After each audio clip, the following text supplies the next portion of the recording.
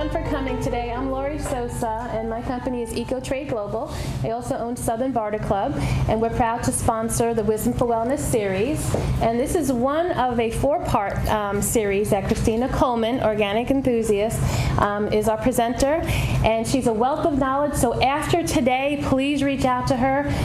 She would love to consult and work with each of you and show you how you can make wiser choices in how you run your business and your everyday life. If you're part of a small business and want your company to grow, you need to listen to this. Southern Barter Club is a network of businesses that buy and sell with a cashless currency. It allows for trading goods and services between your company and others. This allows you to use trade dollars instead of cash dollars from new businesses that SBC brokers send your way. Every time you trade through SBC, you're keeping cash in your business.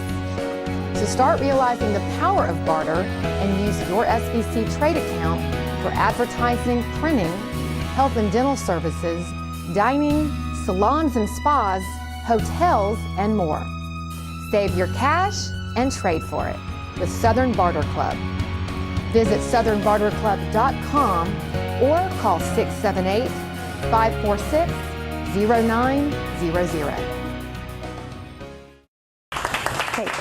Again, thank you so much for coming. I really appreciate each and every one of you for being here.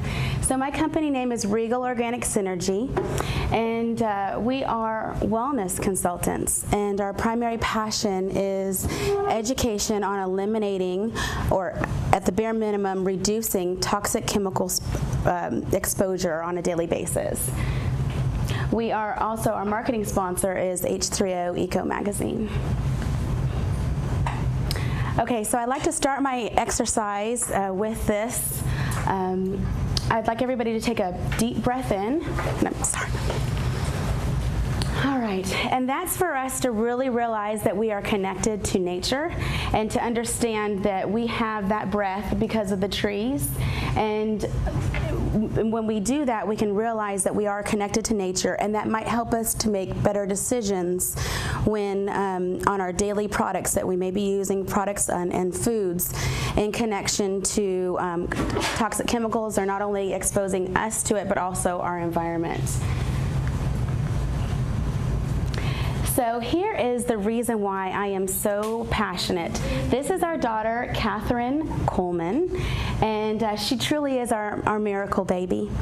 So a little bit more about my story. We found out when our daughter was 3 years old that she had autism. And it was because of a very dear friend who worked with autistic children, and she happens to be here today, that she called me to lunch one day, and she said, "Christina, I have something very important I need to share with you." And she had the opportunity to witness Catherine, and she sat me down and she said, I think that your daughter may have autism. And I was in absolute denial. I did not want to believe it. But as you know, a few more weeks went on, I did come to the reality that something was wrong. She was our fourth child. And so I decided to take her to the doctor and see what we could do about it. So when we took her to the doctor, the first thing that they wanted to do was put her on medication. And I really didn't want to go that route. I've always been more of a natural type. And so I just wasn't okay with that. So I became very passionate and borderline obsessed, really, of how I could heal, or we could heal Catherine. So what we found is that there is a connection between daily chemical exposure and autism, cancer, autoimmune disease, inflammatory disease. And this reality and this knowledge births the Wisdom for Wellness series that you're about to experience. So today you are going to be able to gain valuable access to valuable resources, free resources that will help you to be able to identify toxic chemicals in your daily lives, and hopefully through this education be able to eliminate it. So we are going to share with you the scientific evidence about the link between these daily toxic chemical exposures and diseases like cancer, autism, autoimmune disease, and inflammatory disease. Then we're also going to discover healthy alternatives, because once we identify the problem, we want to know how we can fix it. So first off, I want to discuss with you BPA. Now, how many of you have heard of the term BPA? Okay, all right, so you may have heard something in connection with baby bottles, possibly. That's been in the news a lot lately, and there has been laws passed where they no longer can put this BPA, to use this type of plastic in baby bottles. But it is also in the lining of our cans, our food cans. It's also on our soda cans. It's also on receipts when we go to the grocery store and we grab that receipt from the cash register. That plastic is on the receipts. So every time that you get a receipt when you're out in a grocery store, you are exposing yourself to BPA. So it's also, one last thing, that I was quite passionate about was microwave popcorn. I used to love that. I feel like I grew up on it. And so it is also in the lining of the bag. So as the popcorn is being popped, that chemical is going into the popcorn. So now what BPA does inside of our body is it's an endocrine inhibitor. So it mimics hormones. So when I found this out, I was really shocked, because I had my babies, and every time we wanted to give them a bottle, the first thing that we did is we stuck that bottle in boiling hot water. So at that point, it was a big red flag went off. I knew immediately that I had been exposing our daughter to chemicals. So something that we may all be noticing all around us is that our children are becoming, they're entering into puberty younger and younger. So now you can kind of get an idea that in our daily lives, we are exposing ourselves and our children and our family to toxic chemicals that mimic hormones. Okay, so what we were about to discuss is exposure to pesticides. So what I wanted to share with each of you is an amazing organization called the Environmental Working Group. Some of you may have already heard of this organization, but they have really wonderful resources. And let's see here. One of the resources that they have is a chart called the Dirty Dozen. And what the Dirty Dozen lists are the top dozen fruits and vegetables that have the highest amount of pesticides. So the reason why this is a very useful piece of information is because many of us cannot afford to buy everything organic, right? But if we can just hone in on these Dirty Dozen, we dramatically reduce our daily exposure to pesticides. So we literally go from 15 exposures through our food down to about 2. If we just focus on getting organic in these Dirty Dozen.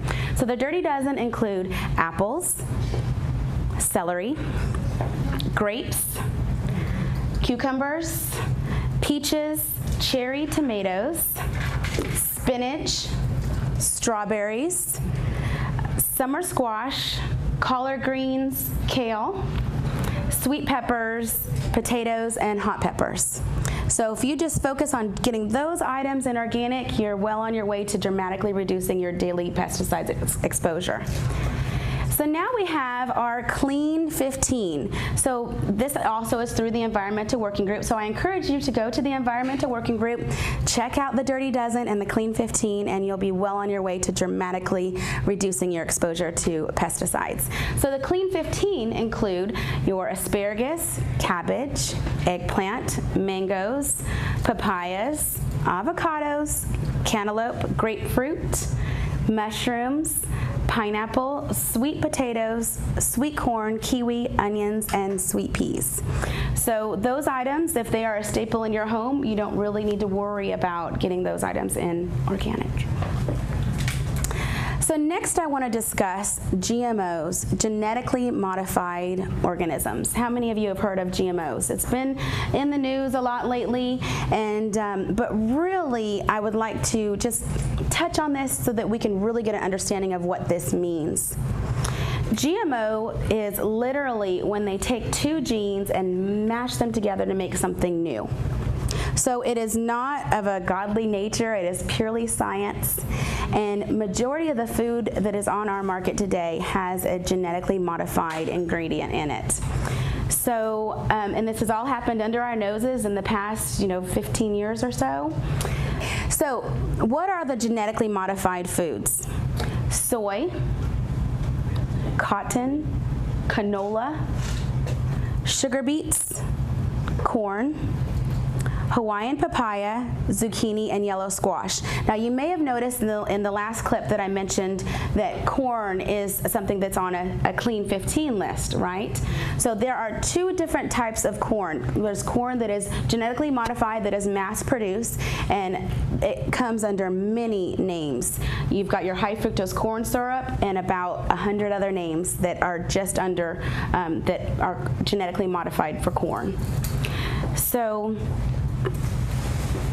next, I want to discuss some of the companies that are against labeling for GMO. You may have seen a lot in the media, especially in California, where they have been trying to get laws passed where you have to put genetically modified on the label. Yes. Now, companies that do not want to have this happen, we have Godiva, Kellogg's. Let's see here. We also have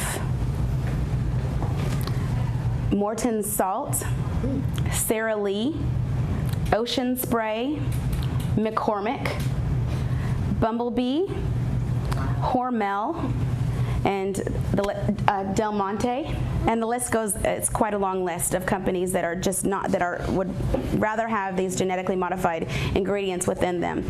Now, I would like to also mention that the cafeteria on Monsanto's grounds does not serve genetically modified foods to their employees. So I thought that was a very interesting piece of information. Yes. So I would also like to share with you some other safer alternatives to make it easier for you on a daily basis to make wiser decisions. So there is a guide called Non-GMO Shopping Guide. This guide you can get on your phone as an app. So you take it with you into the store. And it also allows you to look up stores that have their signature brand is not GMO or is GMO. So stores like Ingles, they've got their brand. They are on the high list for GMO. But then you've got stores like Trader Joe's who have agreed to not have any of their products have GMOs.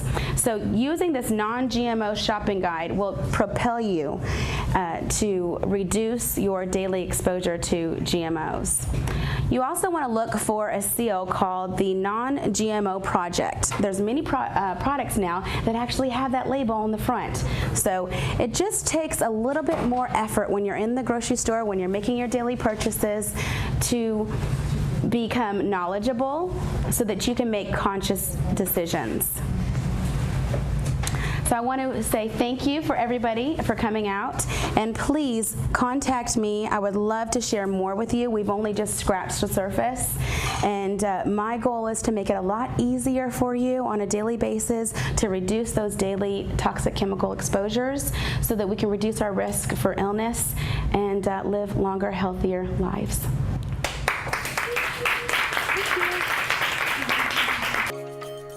If you're part of a small business and want your company to grow, you need to listen to this. Southern Barter Club is a network of businesses that buy and sell with a cashless currency. It allows for trading goods and services between your company and others. This allows you to use trade dollars instead of cash dollars from new businesses that SBC brokers send your way. Every time you trade through SBC, you're keeping cash in your business.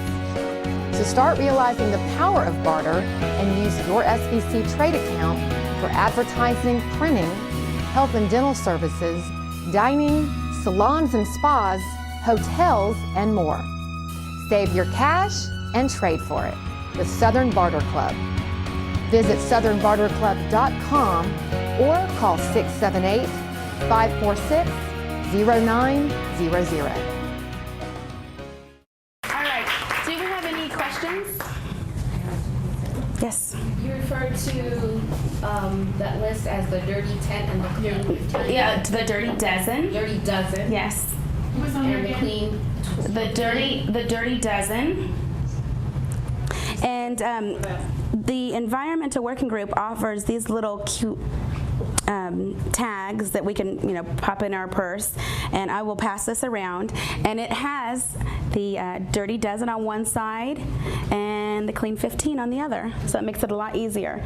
In addition to this, it's very easy for you to put the app on your phone, and it's called the Non-GMO Shopping Guide, and I take it with me because the amount of GMOs that are in our products that we're eating or that are available to us in the grocery store is massive. I mean, you literally can take the inside of the grocery store and remove, and it would all be GMOs. I mean, just shop on the outside if you want to stay safe.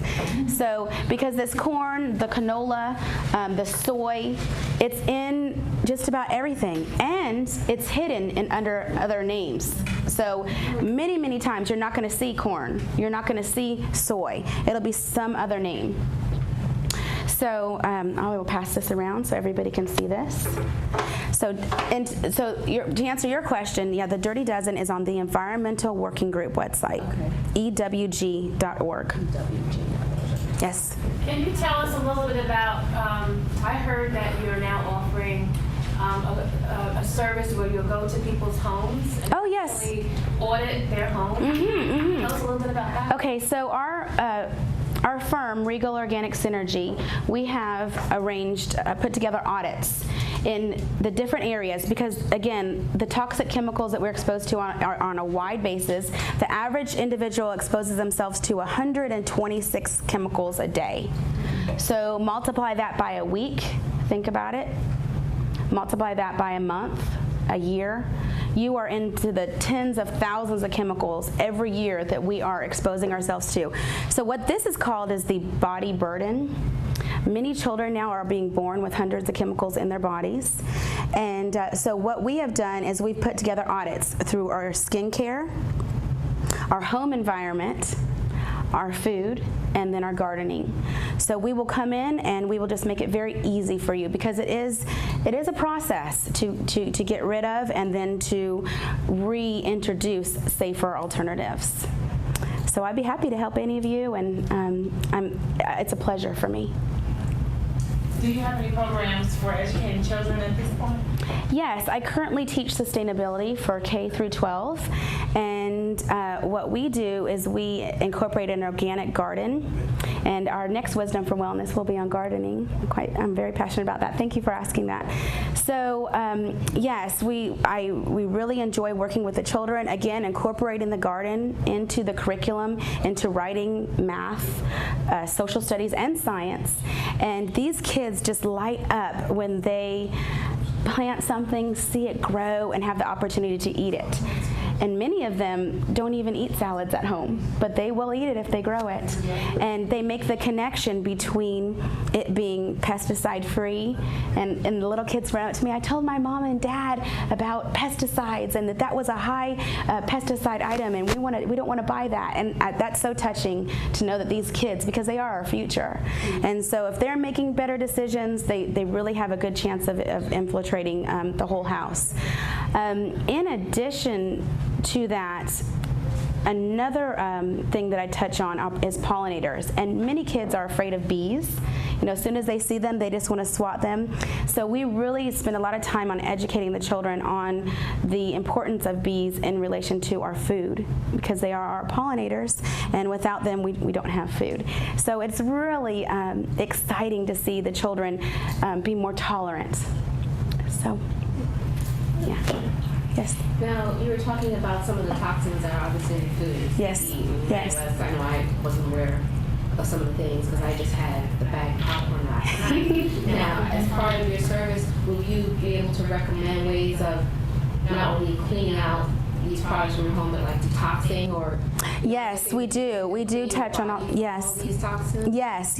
And what is amazing is that there has been extensive research, not in our country, but in Canada, on having particularly children who have been exposed to pesticides and removing the pesticides from their diet, and then they retested their blood and it was lowered. So that shows that our bodies are able to detox themselves as long as we are not continually exposing ourselves on a daily basis. But many of us don't have this knowledge, and so we unknowingly poison ourselves day after day after day. So it just takes education.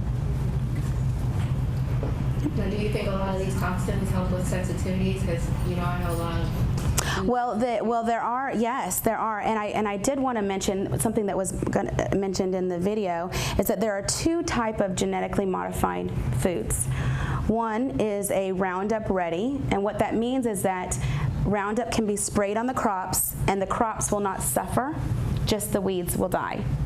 The other type of GMO is where the actual plant is the, it actually, when a bug eats the plant, their stomachs explode.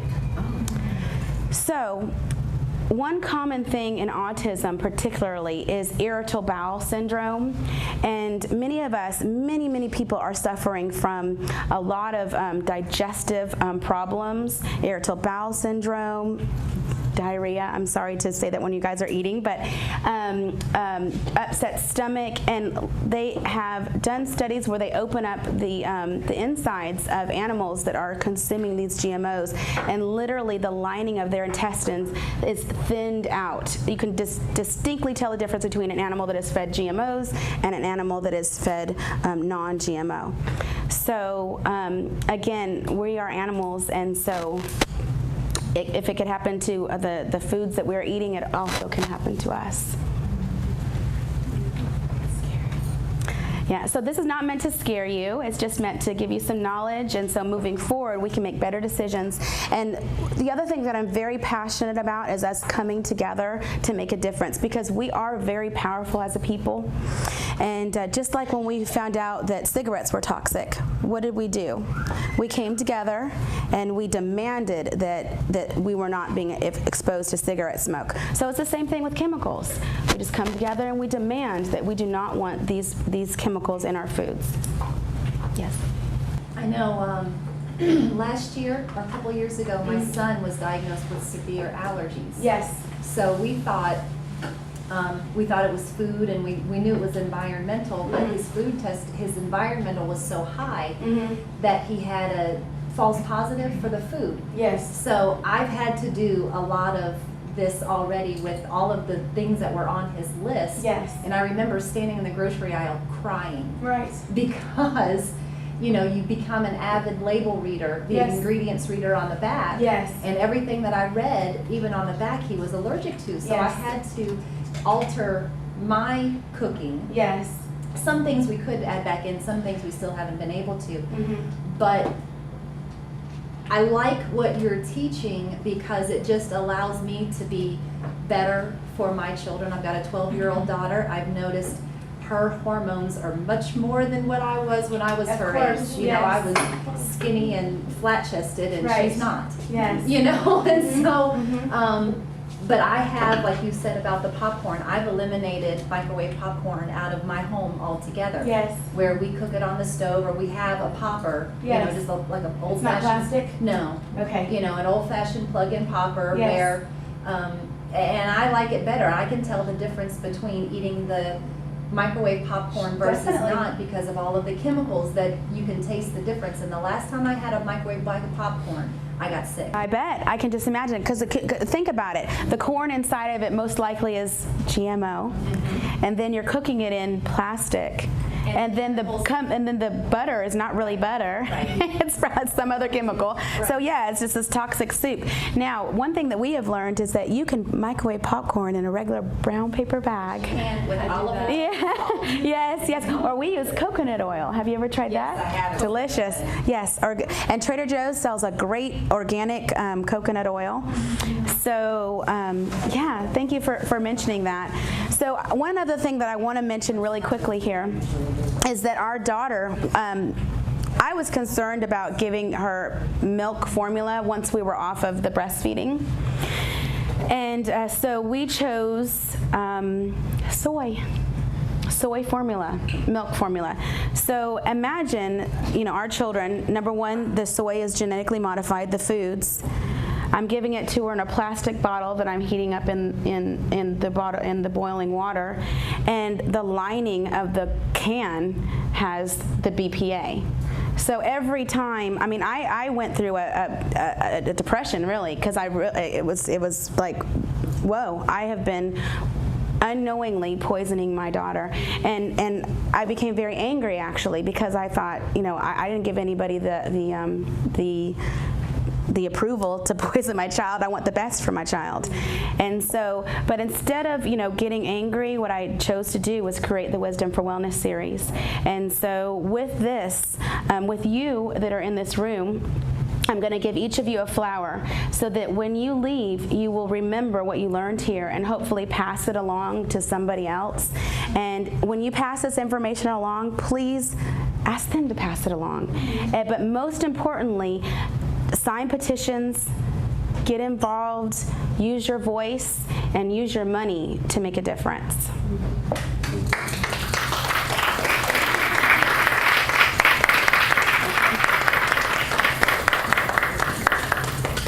Do you have another question? Sure. Is there such thing as organic soy? Because I use soy, but I use it organic.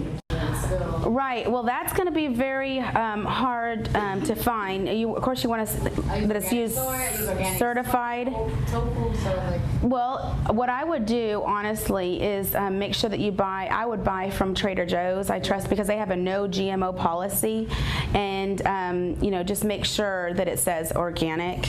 So you're covered with the GMO side and the organic. Sometimes a thing could be a certain amount of organic things in it, but right. It's 98% and they'll put organic, but there's another 2% sometimes that it's not organic, but just because they have the majority of the 98% right. organic, they could label it organic. Well, here's the reason for that. I can definitely say this in terms of skincare, because I know this for a fact. Many, especially the line that I really recommend, Neil's Yard Remedies, it is certified organic, but some of the ingredients in it may be a mineral. Mineral cannot be organic because it's not grown. Organic means the way that it's grown, right? So that may answer like what you were saying in terms of it being 98% organic, but maybe the other 2% may be some type of a mineral. Yep. Are we good? So, okay, well, thank you so much for your patience.